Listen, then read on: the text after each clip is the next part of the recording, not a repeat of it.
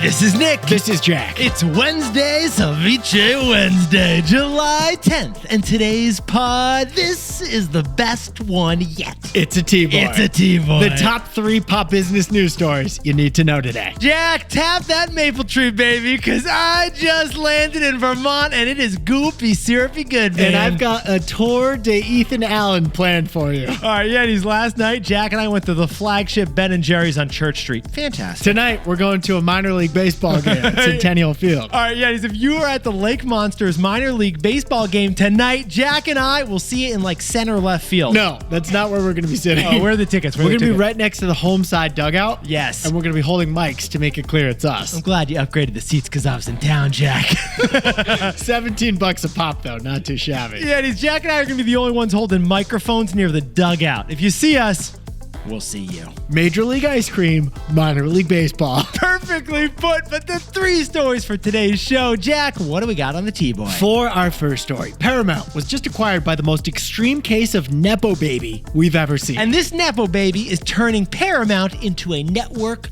for dudes. For our second story, Christian Dior sells some of the most expensive handbags in the world. $3,000 each. But what if Jack and I told you that the cost to make this $3,000 handbag was actually $57? And our third and final story, the most adorable monopoly in the history of the world. What is it, Jack? Koala Kare, the baby changing tables. Koala Kare, they control 85% of all diaper change stations, and Jack and I will tell you how they did it. But Yetis, before we hit that wonderful mix of stories. Fantastic mix of stories. What flavor are you getting at Ben & Jerry's, Jack? Chocolate chip cookie dough. Yes. Chocolate fudge brownie. Extra hot fudge. I like where you're going. What are you doing? I'm going to sample some things and I'll decide on That's how you always do it. I'm going to decide in the moment. Yetis, there's Valentine's Day. And there's free pancake day at IHOP. And there's bring your kid to work day. But there is only one institution that has its own week. And Jack, what is that week? Shark Week. It's Shark Week. America's most unofficial national holiday for 36 straight years. Shark Week. It's great for sharks. It's bad for seals. Shark Week on the Discovery Channel. It's one of the 10 most watched television events of the year. Jack, what are the numbers on Shark Week? 22 million viewers. Yes. 0 Emmy Awards. Oh, Shark Week. Got snubbed again. Now, this year's Shark Week just began, and the host is John Cena, the former professional wrestler. Because John Cena isn't scared of sharks.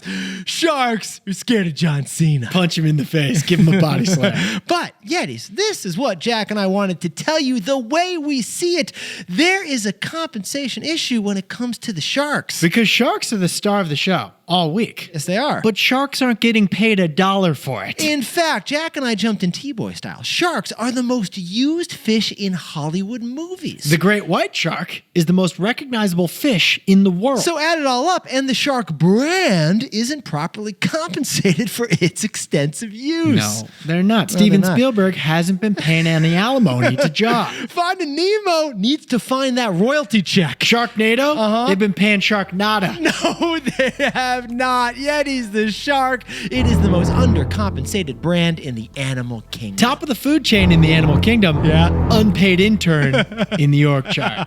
Wait, Jack, pause the pod. Wait, do you hear that? Do you hear that? Is that an oboe? Oh my God. Oh no. Jack. Oh no. Jack. Swim. We're gonna need a big Swim. Jack. Go. We're gonna need a bigger podcast. Hey, quit. Let's hit our 3 stories. 15 years before this song, 2 boys from the Northeast met in a dorm. They had an idea that caused a cultural storm. It's the best one yet, but the best is the norm. Jack, Nick, that's it. I don't even think they need to practice. 50%, that's a fat tip. T-Boy City on your at-list. If you know, you know, cause we ready to go. We can't wait no more, so just start the show. Start the show. For our first story, Paramount Plus has a new owner who's about to give it a macho, manly makeover. There's a new media mogul in Hollywood. Yes, there is. And he's the ultimate nepo baby. Wait till you hear this takeaway. But first, Yetis, Paramount Plus. Jack, how would you describe Paramount Plus to the layman out there? It's the streamer you subscribe to just to watch the Super Bowl a couple years ago. That's it. And then you unsubscribed. Honey, do we still have Paramount Plus? No. You No, might we have don't. Paramount Plus, actually, if you love Yellowstone. Good And point. you're waiting to watch the prequel sequel. The prequel sequel of Yellowstone. 1840, whatever. Paramount Global. It is more than just Paramount Plus. This is a serious movie and TV studio with some huge Hollywood brands. Paramount Global. It includes MTV, Nickelodeon, Comedy Central, CBS. I could go on, Jack. Every movie that starts with that big Paramount Mountain logo. And the Yes. stars that line up above it. And here's the news. Paramount is merging with Skydance, a privately owned movie studio. And this ends months and months of highbrow media drama. Oh, Yetis, this was drawn out like Succession in real life. The New York Times Dealbook newsletter had a headline story about this drama Every about 71 times in the past year. Single day. And in the end, the Redstone Media family sold to the Elliott Tech family for $8 billion. More on that in the takeaway. Yes. But first, let's look at the new Paramount Global. Because Yetis, the new Paramount Global has one theme that Jack and I noticed. And what would we say that theme is? Men. Yeah, it's men. It's guys. It's dudes. Paramount is the most male studio we've ever seen. It's got fellas. It's got gentlemen. It's got guys. I'm We running out of jumped synonyms. into the presentation for investors. Yeah. The entire leadership team of the new Paramount Global is men. And those men over at Paramount Global are turning Paramount into a dude studio. You can tell from the franchises that they plan to build on. For example, the movies. Paramount is focusing on Mission Impossible, Top Gun, Reacher, Jack Ryan, The Terminator. Your father-in-law is going to love this. And sports. They're focusing on March Madness, NFL games on CBS, the PGA Tour Your golf. uncle is going to love this. And the TV shows. They're focusing on Yellowstone, NCIS, Tulsa King. Your dad already loves this. And he's like Jack and I said, this is the Tom Cruise of movie studios. Now, Paramount is inheriting some shows with some diversity. Yeah. Not all the shows are like injected with Y chromosomes. Good point, Jack. They have Grace and Frankie. They have SpongeBob SquarePants. Yeah, but most of the shows have like chest hair growing on the camera lens, Jack. Chest hair growing on the biceps. Yeah. Because Paramount Plus is going to become, as we see it, Dude Tube. Arnold Schwarzenegger, Sylvester Stallone, Kevin Costner. And Kevin Costner's biceps. And chin. And chaps. And his calves. Animal or body part? Yellowstone. You've never watched it, clearly. But I like to tell people that I did. Yetis, the new CEO of Paramount plans a $2 billion in cost cutting and layoffs as part of this deal. And he's going to use the savings from that cost cutting to fund $1.5 billion of new shows and new movies to impress Hollywood talent. But Jack and I had to ask the question, who is the new CEO of this major media company? That is our takeaway. So, Jack, what's the takeaway for all our buddies who are everyone who watches TV? The head of Paramount is now David Ellison, a 41-year-old nepo-baby. Yeah. The ultimate nepo-baby. Yeah, it is a funny thing. As a couple of 36-year-olds here, Jack and I were pretty, would you say humble, Jack? I would. We were humbled when we saw that this merger was orchestrated by 41-year-old David Ellison. We were humbled because he's not that much older than us. No, he's not. We looked at his LinkedIn and we're like, wow, Yeah. this young guy has become one of the most powerful people in Hollywood. Which leads to the big question, how did this 41-year-old become so powerful? Oh, that's how. Yeah. He's the son of Larry Ellison, the fifth richest person in the world. Using his dad's billions, David launched Skydance in 2010, and that company was a huge success. Despite that huge success, Yeah. he's using $6 billion more of dad's money to now acquire Paramount Global. Dad, forget the allowance this week. I'll just take a media company. Yeah, Dad, I like that media company. Can I please have it? It's going to be a fun Thanksgiving. Yetis, now David plans to turn Paramount into a media and tech hybrid, according to the press release. Yeah, pretty easy. When your dad bought you a media company and your dad owns Oracle, a tech company. Now, Jack and I should point out, Hollywood, it's known for nepo babies. Children of famous people becoming famous too. It's common. It happens all the time. Ben Stiller, Jerry Stiller. Zoe Kravitz, Lenny Kravitz. Kate Hudson, Goldie Hawn. But this is on a different level. Totally different scale. The richest person in tech just anointed his son as the most powerful person in media. Yet he's added all up, and the newest media mogul in town is turning Paramount into dude tube. And the newest media mogul in town is the ultimate nepo-baby. But Kendall got a media company. I want a media company too.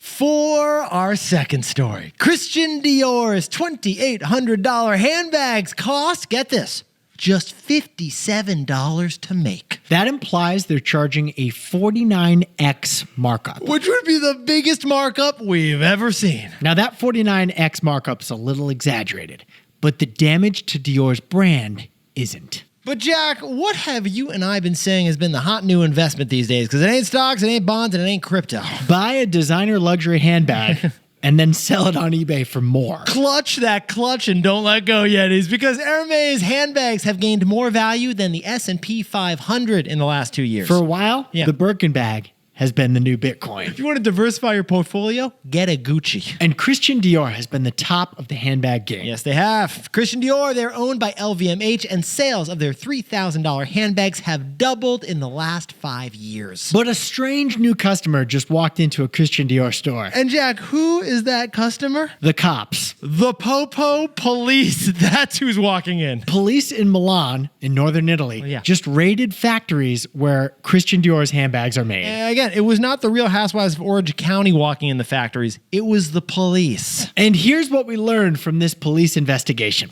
Technically, Christian Dior's handbags are made in Italy, but they're made in a Chinese-owned factory in Italy. And that Chinese-owned factory in Italy was less spaghetti, more sweatshop. The website of Christian Dior says that their handbags are constructed with the utmost savoir-faire and creativity. Did I say that right? You said it perfectly. It's like Christian Dior is like, it is not possible that we would do it any other way. But according to the court order in Milan, Dior's bags are produced using exploited foreign and migrant labor. In fact, get this wild statistic. In the court order, we learned that to make a $3,000 handbag from Christian Dior, they pay their workers just $57 per bag produced. The biggest profit margin in history. They're selling something that costs $57 to make for $3,000.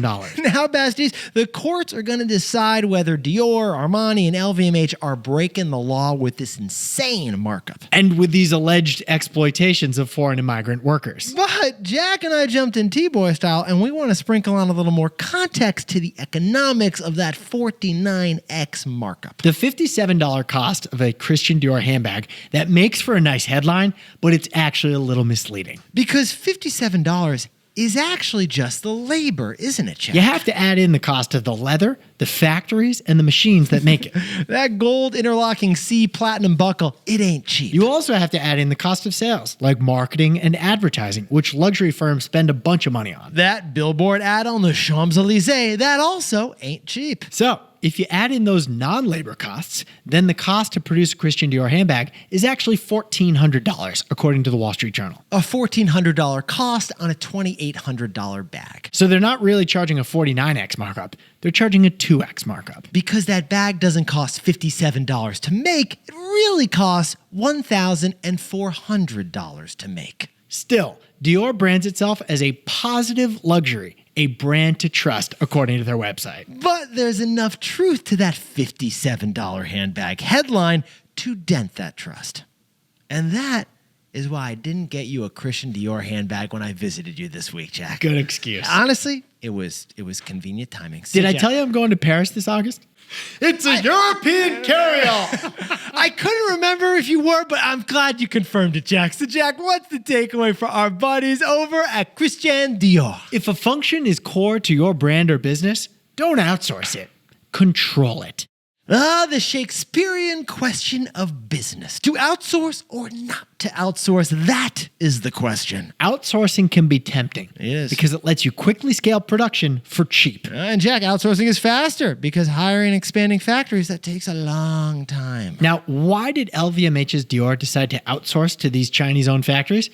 to keep up with the insatiable demand for their luxury leather products. Which has doubled since 2019. So they supplied that doubling demand thanks to these third-party factories, but they did so at a cost. The cost was the damage to their Made in Italy label, which is a huge hit to their brand. A huge hit to a luxury brand. Because Yetis, let's pause the pod for a sec. If you were going to drop $3,000 on a handbag when Jack's on his trip to Italy, which maybe you could get me one, Jack. I'm going to France, not Italy. Are you still going to do it when you hear this Christian Dior news? Made in Italy is nice. Made in a sweatshoppy Italian factory, not so nice. For $57, Yetis, the lesson here, if a function is core to your brand or business, don't outsource it, control it. Outsourcing lowers your financial costs, but it increases another cost. Risk. For our third and final story, 38 years ago, Koala Kare invented the bathroom baby changing station. Today, Koala Kare dominates in the diaper changing station. Yes, they do. Thanks to one pivot they made 40 years ago.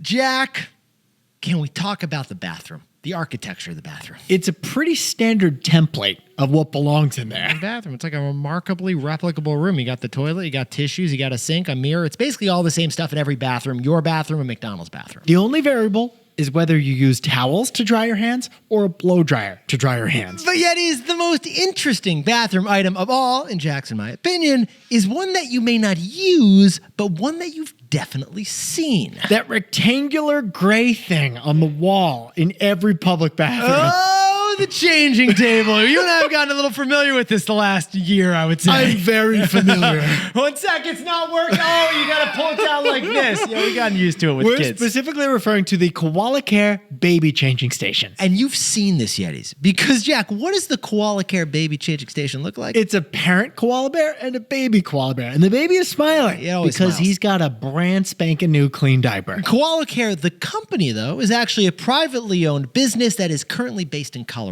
And guess what? It's the only brand in baby changing stations. They're basically the dominating brand in baby changing stations. They're the ExxonMobil of diapers. Yeah, this is the biggest innovation since like the pleated toilet paper. Yetis, this company, Koala Kare, has 85% of the baby changing table market. Koala Kare is the cutest, most cuddly monopoly on earth. No one in the government is going to break up a diaper-related monopoly. What Koala Kare did was they got kids off the floor. Literally. And sales were a blowout. Figuratively.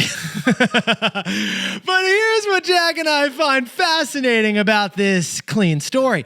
When Koala Kare was invented, the company almost failed. Until they made a surprising pivot, which led to all their success. Jack, let's go back to 1986 before we were born. Jeff Hilger, a young man in Colorado, had $15,000 and an idea. A changing station to change babies' diapers in public bathrooms that fold down when you need it and fold up when you don't need it. So Jeff Hilger took that $15,000 and patented a design, added a cute logo, but he couldn't sell it. He'd go to the local McDonald's with a brochure. A family, a baby held by the mother, but no one had any interest in buying it. He noticed a trend. Yes, he did. Every person he was pitching his product to was a fast food manager who was typically a 50-year-old man. And that 50-year-old man had never changed a diaper. He realized that is why his product wasn't resonating. Yeah. The managers at fast food restaurants just didn't get it. And that is when Koala Kare made a very specific pivotal change. They didn't change the product. They just changed the brochure that they were using to sell. Yes, and what did the new Koala Kare brochure look like, Jack? It showed the same woman changing a baby's diaper, but it put that woman on her knees on the floor in the bathroom, on a dirty floor. It showed the reality of what you had to do at the time to change a baby's diaper at a McDonald's. Without a baby changing station, you have to get on the floor where it's dirty, there's germs, your knees are, on a hard tile, the baby's probably crying. And that new image in the brochure, that tapped into the guilt of the McDonald's managers. Ronald McManager was like, wow, Yeah. I guess I do need these things. Yeah, he wasn't the user of this product, but now he can empathize with the user of this product. That marketing change, the brochure, was the key to unlocking sales. Boom. After that brochure change, the entire Burger King chain signed on with Koala Kare. Every Olive Garden chain got on board with Koala Kare. Gas stations, museums, San Diego Zoo got more Koala Kare stations than koala bears. Do you know koala's not technically a bear? It's something else. I'm It's not a sure stuffed what else. animal. I think it's a stuffed toy. I don't even know they exist at this point. They're so cute. My son Brooks looks exactly like a koala bear. He's by the got way. great koala qualities. So, Jack, what's the takeaway for our buddies over at Koala Kare? Some of the biggest opportunities are the blind spots of business. Yetis, just like driving a car, we all have blind spots, things we simply do not see. It's not for bad intent.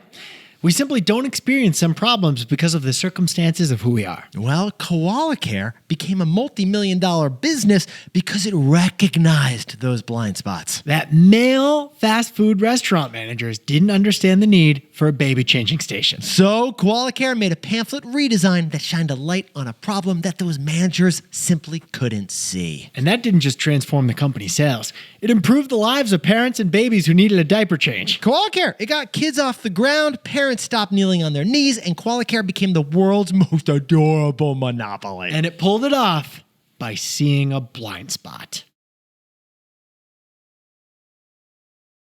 Jack, can you whip up the takeaways for us for Ceviche Wednesday? Paramount Global is now the property of David Ellison, the new media mogul of Hollywood. His dad bought him the company for $6 billion. It's a case of nepo-baby to the extreme. For our second story, Christian Dior. They're using a shady third-party factory in Italy to produce their luxury handbags. For $57. The lesson here, if something is core to your brand, don't outsource it. Control it. And our third and final story is Koala Kare. The privately held diaper changing station dominates the industry. They've got 85% of the market because they recognized a blind spot. But Yetis, this pod's not over yet. Here's what else you need to know today. First, crack one open for Athletic Brewing. The non-alcoholic beer brand that we covered last week just made a major fundraise. They raised $50 million to double their private valuation to $800 million. Now, Jack, back in June, we said that the drink of the summer would be the jukebox alcoholic It's a malt boxed wine beverage thing. thingy. I'm seeing it all over the place, by the way. Well, we actually may be wrong because athletic non-alcoholic beer may be the drink of the summer. I'll take a beer, hold the alcohol. Where you hold it, we don't know and we don't care. And second, one of the biggest mergers of the year just went down at your fanciest mall. Saks and Neiman Marcus are merging their luxury department stores. Together, Saks and Neiman will have $10 billion in extremely good-looking annual sales. But for context, Yes. Amazon makes that much revenue in less than 2 days. Nice job sprinkling on that context. And finally, if you are in Spain right now, watch out. You may get sprayed by some water. In Barcelona, local residents have purchased super soakers to protest tourists coming into their neighborhood. Mass tourism. It's caused such high rent, housing, and other price jumps in Spain that local residents are pushing back. They're shooting people with squirt gun. Yeah. Oh, and local Spaniards are not a fan of the new Taco Bell that opened up in the middle of Barcelona for American tourists. I think the lesson here is that there's nothing more vocal than a local opposed to a yokel. Stick that on a t-shirt, Jack. Sell it to some tourists.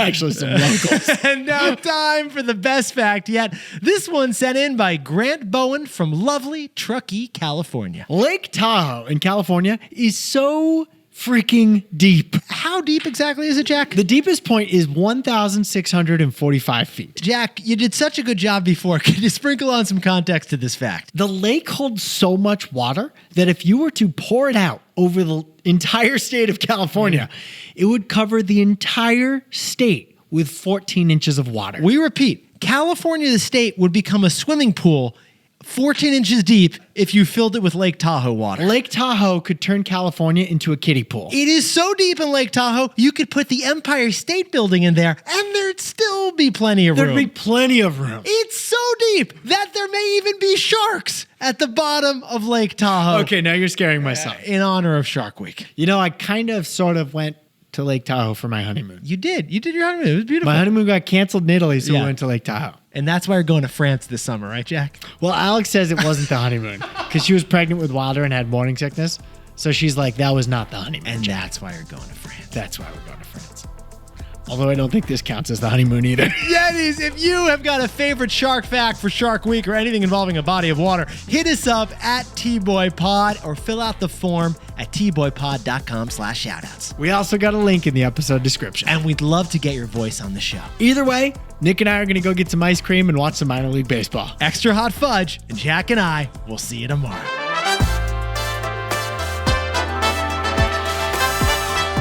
And before we go, a happy birthday to Yeti Napoleon, who's turning 7 years old in Chesapeake, Virginia. Dragon Ball Z, that is the theme of that birthday. And Kim Carroll's turning 45 years old in Quantico, Virginia. Her 12-year-old thinks she's the best, and she is the best. We agree. And Anvish Kokanti in Dallas, Texas is celebrating a birthday, we assume with barbecue, we hope with some barbecue. Happy 39th birthday to Eric Osorio in St. Petersburg, Florida. And to Jeff Brawand and all his 4,500 cornhole buddies, we still hope you're playing cornhole every single day, so keep crushing it out on that court. And to anyone else who's celebrating something today, including the baseball fans at the minor league baseball game tonight, We'll see you later. make it a T-Boy. Celebrate the wins. This is Jack. I own stock of Amazon, and Nick and I both own ETFs of the S&P 500. We got a sample the other day in Nantucket that was so big, Jack. That just walked out of the store. Molly didn't order an ice cream. The sample was so big, I had to overcompensate. Molly was like, no, I'm good with this. So I had to get an extra ice cream. You got an extra scoop. I just felt bad because I also didn't want to discourage big samples. You know, We I should want to have a encourage story that. about too much free sample. No, there's no such thing. I think it hurts the business if you give out too much for free. I think I'm going to check your numbers on that, Jack.